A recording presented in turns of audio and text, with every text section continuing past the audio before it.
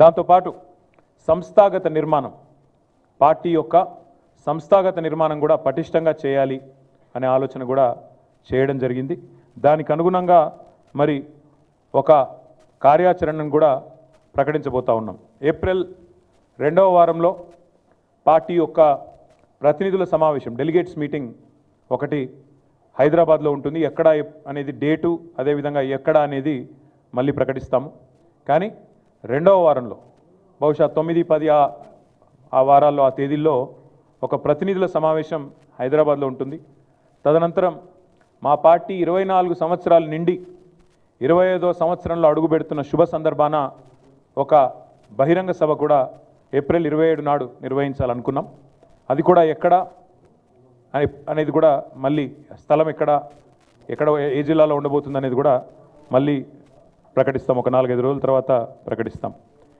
అదేవిధంగా 12 నెలల పాటు రజతోత్సవ సంవత్సరంలో 12 నెలలు కూడా వివిధ రకాల కార్యక్రమాలు వివిధ వర్గాలతో మమేకమయ్యే విధంగా చేయాలి అనే ప్రతిపాదన చాలామంది మిత్రులు చేశారు.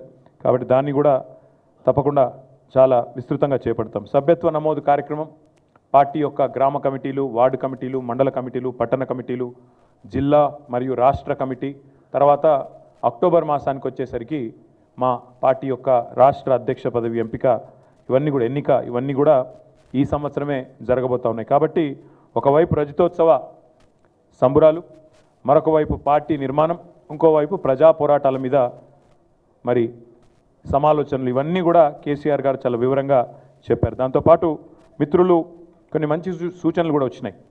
శిక్షణా శిబిరాలు నిర్వహించాలి. మన పార్టీ కార్యకర్తలకే కానీ, విద్యార్థి విభాగమే కానీ, ఫెరెంటల్ ఆర్గనైజేషన్స్ అయిన మహిళా విభాగం, మైనారిటీ విభాగం, కార్మిక విభాగం, వీరందరినీ కూడా యాక్టివేట్ చేయాలి. శిక్షణ కార్యక్రమాలు, సోషల్ మీడియా కమిటీలు ఇవన్నీ వేయాలని చెప్పి కూడా చాలామంది మిత్రులు సూచనలు చేసినారు. మరి వాటిని కూడా దాదాపు ఇందాక నేను చెప్పినట్టు 30 మంది మిత్రులు ఎవరెవరైతే మాట్లాడినారో ఇవన్నీ కూడా చాలా వివరంగా చర్చ జరిగింది. అదేవిధంగా చాలామంది ప్రజా సమస్యలు కూడా చాలా విస్తృతంగా చెప్పారు. ఇంకా ఎండాకాలం రానేలేదు, కరెంటు కోతలు, తాగునీటి ఇబ్బందులు, విద్యా వైద్యం విషయంలో దారుణ వైఫల్యం, ఇవన్నీ కూడా ఇవాళ ప్రజలు ఎత్తి చూపుతూ ఉన్నారు. వాటి విషయంలో కూడా విస్తృతమైన చర్చ జరిగింది. అదే మాదిరిగా ఈరోజు ఈ ప్రభుత్వం కేంద్రం మీద పోరాటం చేయడంలో, మన హక్కులను కాపాడడంలో విఫలమవుతుంది అనే మాట కూడా ఇవాళ సమావేశంలో చర్చకు వచ్చింది. ముఖ్యంగా కృష్ణా జలాల విషయంలో కాంగ్రెస్ పార్టీ, కాంగ్రెస్ ప్రభుత్వం రాష్ట్ర ప్రయోజనాలతో చెలగాటమాడుతున్నదనే మాట కూడా మిత్రులు నల్గొండ జిల్లాకు సంబంధించి జగదీష్ రెడ్డి గారు